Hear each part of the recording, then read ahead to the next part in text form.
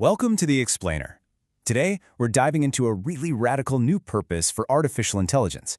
What if its ultimate goal wasn't about making us faster or more productive, but about making us more self-aware? Let's just start with this idea, because it really gets to the heart of our biggest global challenges. Think about it.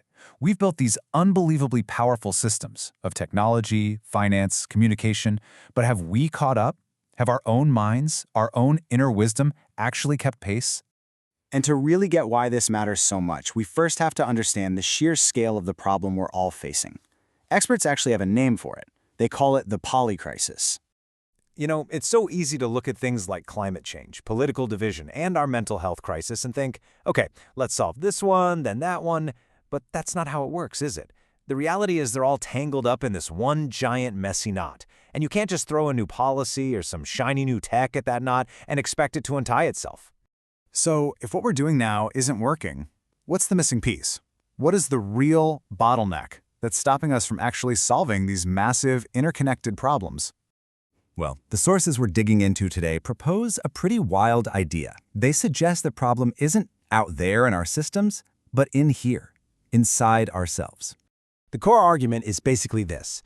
Our inner growth, our maturity, just hasn't kept up with the complex world we've built. We're amazing at creating and disrupting things, right? But we're not so great at the deep reflection and genuine collaboration needed to manage it all. And that's the gap. That's the real problem we need to solve. Just think about what's going on under the hood for a second. Every decision we make, whether it's personal or as a world leader, is being pulled and pushed by all this invisible stuff. These are the things that cause us to have those knee-jerk reactions, that make collaboration so darn hard, and that fuel the kind of politics that just gets everyone stuck. So, how on earth do you fix an inner bottleneck for billions of people? Well, this is where a totally new vision for AI comes in. What if AI wasn't a tool, but a mirror? I want you to just imagine this. An AI that's not trying to sell you things or organize your calendar or make you a tiny bit more productive. Nope. Its only job, its entire purpose, is to help you see yourself more clearly. And this comparison here really nails the difference. See, the AI we have now is basically an assistant. It does things for you. But this developmental AI, that's more like a companion. It doesn't do things for you, it helps you see how you do things. It's all about revealing those hidden inner patterns that are really running the show. Okay, so what would this AI mirror actually show us? Mapping our consciousness sounds pretty out there, right? But it's really about making the invisible stuff visible. It's like creating a user manual for your own mind. So first, it would map out the basic blueprint of your mind, those deep-down beliefs that color how you see absolutely everything. Like, do you fundamentally believe the world is a place of scarcity or abundance? Are you wired to be trusting or skeptical? This thing would just show you, lay it all out there. And then, it would get into your go-to moves, your default settings. What happens when you're stressed? Do you shut down or do you take charge? Do you always go for the quick win, or are you playing the long game? It would shine a light on all those automatic reactions, turning them from these unconscious habits into actual information you can use.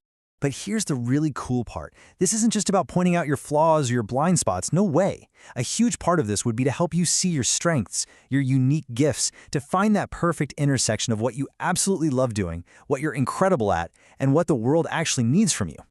Okay, this all sounds great for personal growth, right? But let's be real. How does one person's self-awareness help fix something as massive as the polycrisis? It's all about the ripple effect. It has to start with the individual. So you become more self-aware. What happens? You're less reactive. You can actually see your own biases. That alone makes you a better collaborator. Now, imagine a whole team like that. Suddenly, they can get through disagreements without everything blowing up. And when teams work better, the institutions therein can create smarter policies without all that unconscious baggage. And that is how you finally get the kind of coordinated action we need for something huge like saving the planet. It's a chain reaction, not a magic trick. Now, obviously, a tool this personal and powerful, it would have to be built on a rock-solid foundation of trust.